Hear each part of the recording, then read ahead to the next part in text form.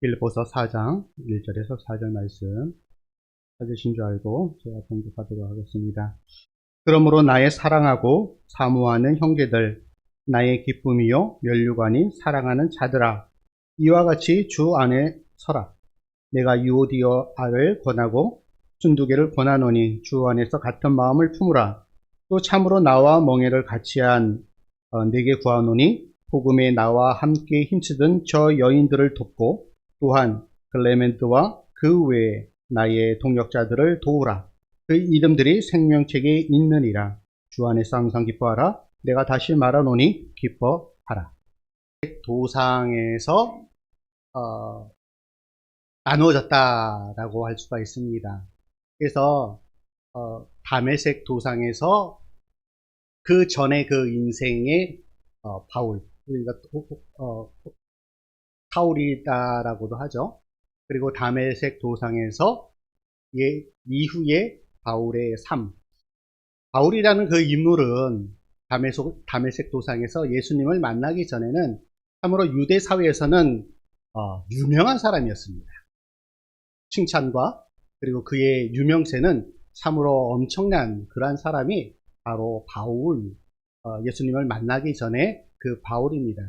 하지만 예수님을 만난 그 이후부터의 그의 삶은 어찌 보면 유명한 사람에서 무명한 사람이 되었다라고 할 수가 있습니다. 바울의 삶, 예수님을 만남을 통하여서 그의 인생이 180도 달라진 인생이다라고 할 수가 있습니다. 우리의 인생에서도 마찬가지입니다. 누구를 만나느냐? 어떤 만남이 그의 인생 가운데 주어졌느냐 하는 것에 따라서 그의 인생이 180도 달라지는 그러한 인생이 되어집니다. 사도 바울에게의 삶 가운데는 수많은 그러한 만남이 있습니다. 이런 말이 있습니다. 만남이란 나와 또 다른 우주가 나에게 다가오는 것이다 라는 그런 말이 있어요. 만남은 참으로 귀한 것입니다.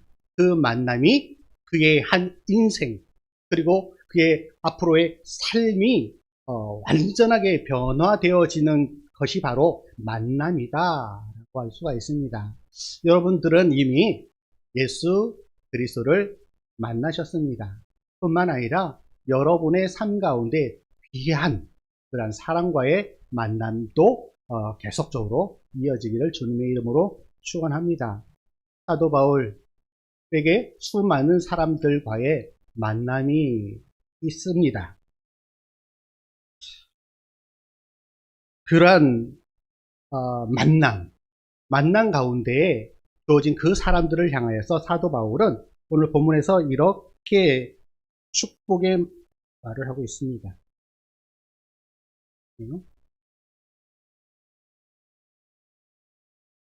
한번 눌러주세요.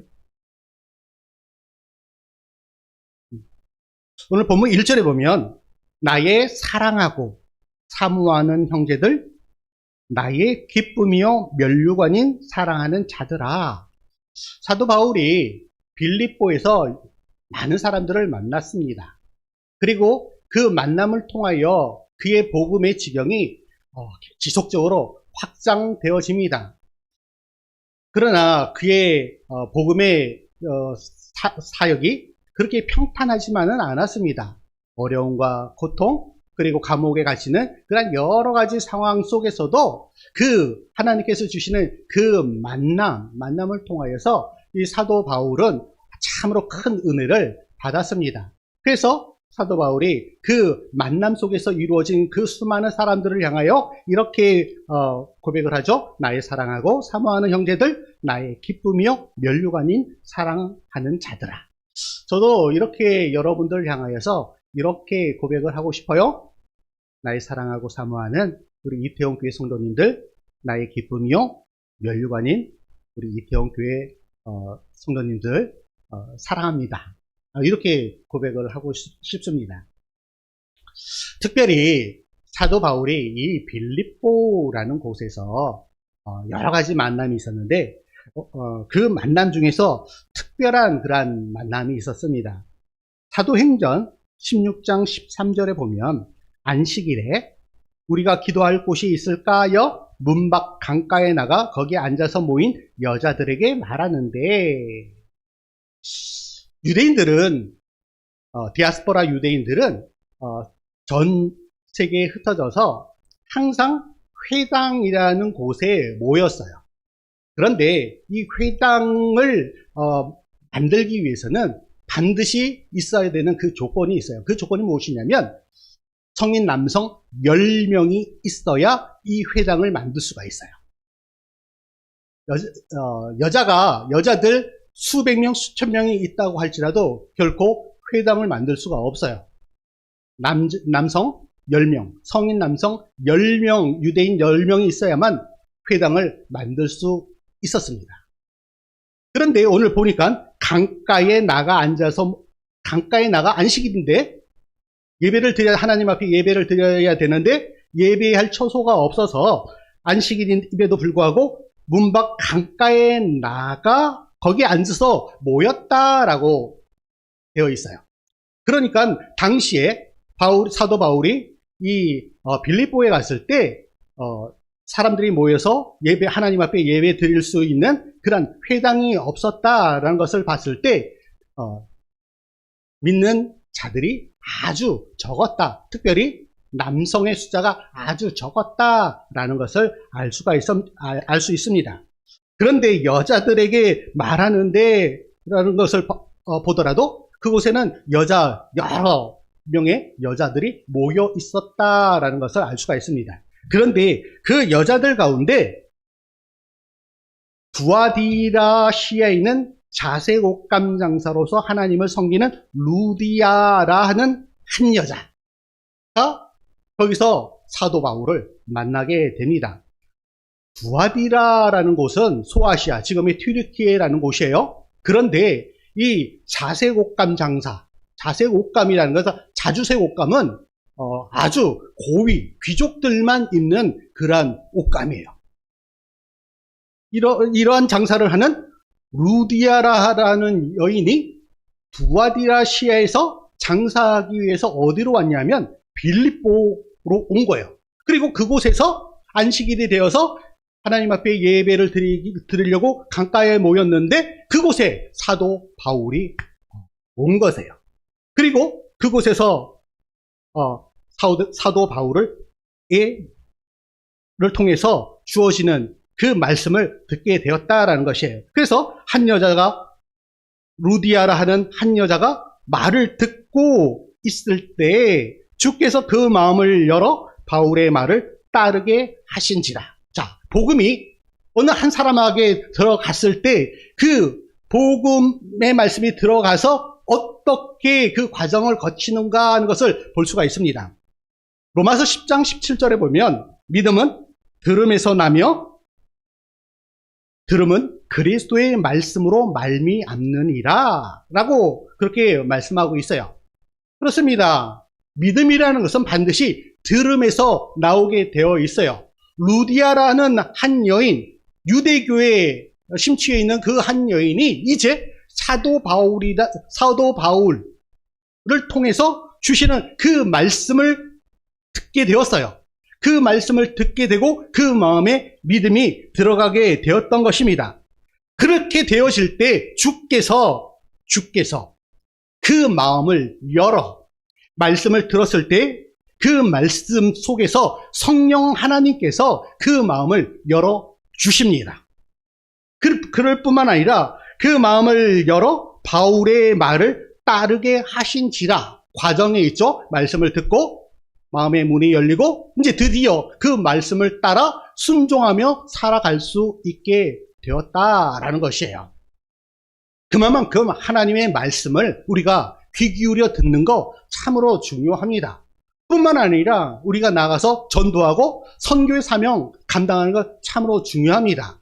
선교는 우리 사람이 하는 것이 아니라 반드시 하나님께서 하신다. 그런데 누구를 통해서? 사람을 통해서, 저와 여러분을 통해서 복음을 전할 때 그들이 그 복음을 듣고 주의 성령님께서 마음의 문을 열게 하심을 통해서 그들이 이제 그 말씀을 받고 마음의 문이 열려 이제 주 앞으로 나오게 되어지는 그 놀라운 복음의 역사들이 이루어진다라는 그 사실입니다.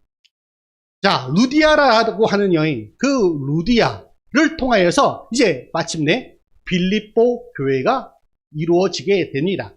당시에는 우리가 생각하는 것처럼 이렇게 넓은 이런 건물에 모여서 그들이 하나님 앞에 예배를 드리는 것이 아니라 가정집에서, 초대교회는 모두가 가정집이었어요. 가정집. 특별히 바울이 전도 여행을 다니면서 세워진 그 교회는 가정교회예요. 가정교회.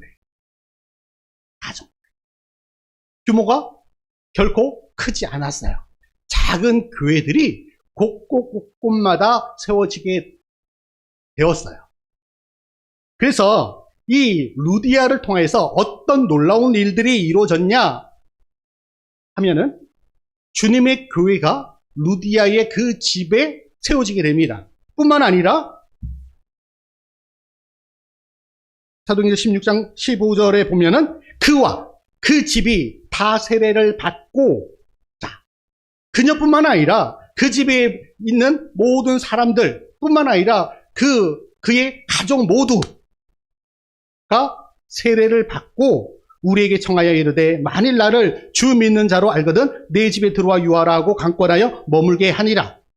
자, 이제 한 사람 루디아가 예수 그리스도의 말씀을 듣고 믿음으로 나아갔습니다. 그랬더니 어떤 일들이 벌어져요?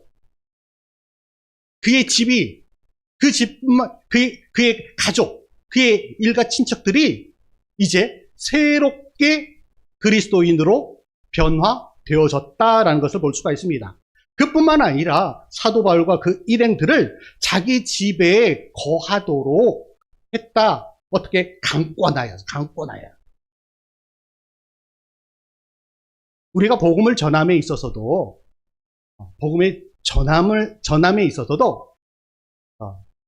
강권하는 그런 마음이 있어야 됩니다.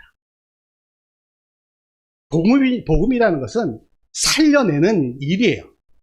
그 복음을 통하여서 그 한 사람, 죄악 가운데 살아갔던 그 한 사람을 살려내는 일이에요. 그렇게 복음을 전하는 데 있어서 우리의 생명, 우리의 시간, 우리의 물질을 아낌없이 드려야 돼요. 그거 없이 그냥 지나가듯이, 스쳐 지나가는 사람들에게 전하듯이 그렇게 하는 것이 아니라 때로는 강권하여 아주 강하게 권하는 그런 것을 통하여 하나님께서 역사하심을 통하여서 그가 복음 앞으로 나오게 되고 그리스도인으로 변화되어지는 그 놀라운 일들이 이루어진다라는 사실입니다. 오늘 본문 2절에 보니까 이 루디아뿐만 아니라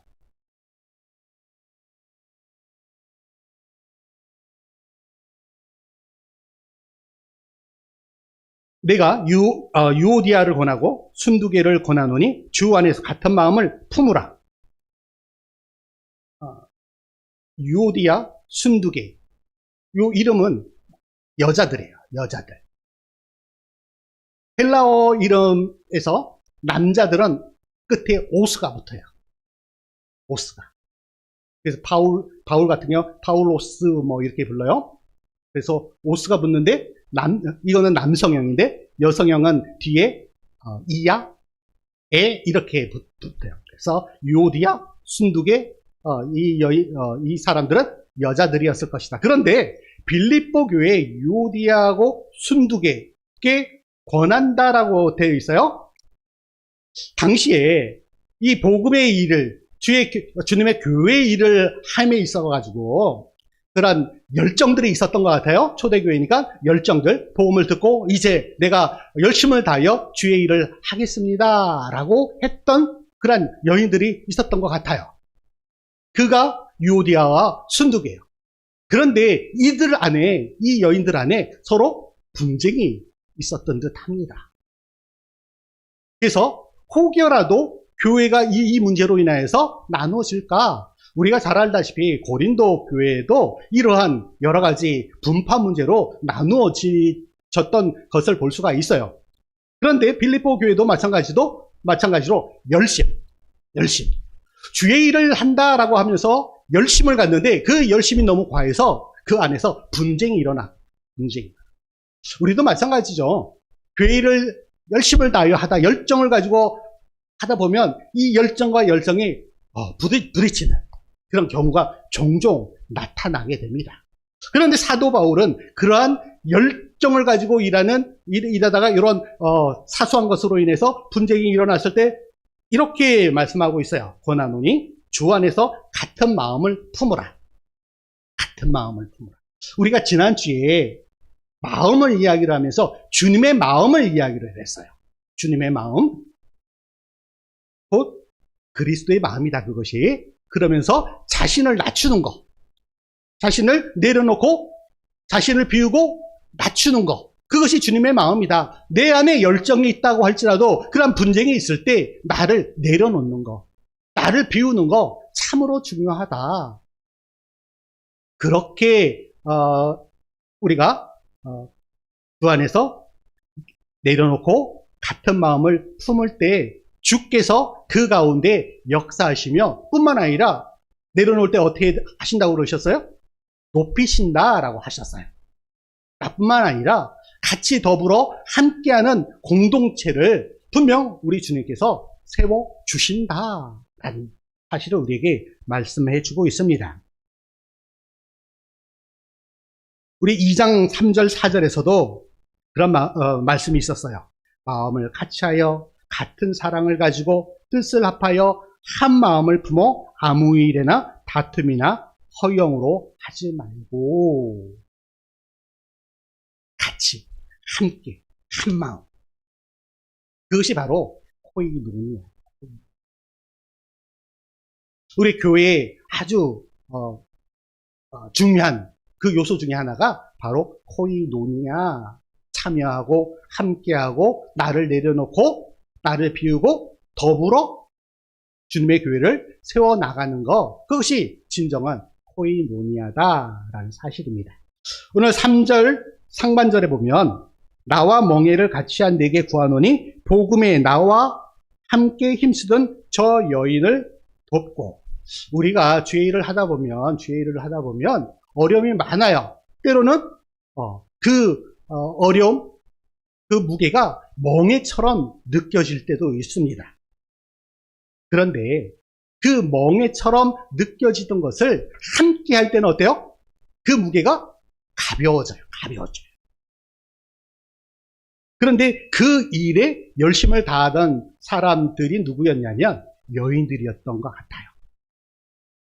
제가 서두에도 말씀드렸다시피 회당이란 곳은 남자 10명이 돼야 세워지는 것인데 회당이 없는 것을 보니까 그곳에는 남자보다 여자들이 많았다라고 유추해 볼 수 있다라고 말씀을 드렸어요. 그렇듯이 사도 바울의 빌립보에서 이루어진 수많은 그 사역들이 이러한 여인들의 협력, 참여로 이루어졌다라고 할 수가 있습니다. 그런데 다음 3절 하반절에 보니까 또한 클레멘트와 그 외에 나의 동역자들을 도우라. 그 이름들이 생명책에 있느니라 라고 말씀을 하고 있어요. 그런데 여기 보니까 클레멘트라는 사람이 나와요. 수많은 여인들도 있었지만 그 중에 클레멘트라는 사람이 있어요. 이 클레멘트라는 사람은 초대교회에 아주 유명한 사람이었어요. 초대교회. 사도 바울을 만나기 전에는 전혀 예수 그리스도를 모르던 자가 이제 사도 바울을 만난 이 클레멘트는 이후에 어떻게 되어지냐면 교회의 아버지다라고 할 수 있는 교부가 있어요. 교부. 그런데 클레멘트는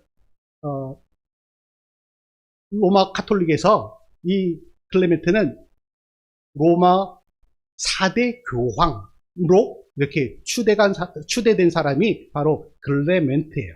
이 클레멘트는 이런 말을 했어요. 복음의 증인으로 살아야 한다. 진정한 증인은 순교자다. 증인인데 우리가 그리스도인들은 복음의 증인으로 살아야 되는데 진정한 복음의 증인은 순교의 자리까지도 나가야 한다라는 그런 말이에요. 증인이라는 헬라어 단어가 마르투스인데 이 마르투스에서 마르트라는 그런 영어 단어가 나왔다고 지난번에도 한번 말씀을 드렸어요. 프랑스에 가면 저는 프랑스에 가보지는 않았지만 프랑스에 가면 몽마르트 언덕이라고 있대요. 혹시 가보셨나요? 가본 사람이 있어요. 되게 부러워요. 몽마르트라는 언덕이 있어요. 그 몽마르트 언덕의 그 뜻은 몽 하면은 산이에요. 산, 마운. 그리고 마르트, 몽마르트스인데 몽마르트스에서 마르트스는 마르투스에서 나온 단어예요. 그러니까 몽마르트라는 그 언덕은 어떠한 곳이냐면 순교의 산이에요. 순교의 산. 가면 되게 아름답다, 이렇게 풍경이 되게 아름답다라고 하는데 그곳에서 수많은 순교자들이 죽어갔던 곳이 바로 몽마르트 언덕이래요. 이 클레멘트가 마지막에 그 몽마르트 언덕에서 순교의 자리로 나갔다라는 그러한 전설이 있습니다. 그리고 오늘 3절 하반절에 보니까 그 외에 나의 동역자들이라고 했어요. 자, 이름이 없어요. 우리 이름이 없다라는 것을 뭐라고 그래요? 무명하다라고 해요. 무명. 얼마 전에 롯데 시네마에서 영화 한 편이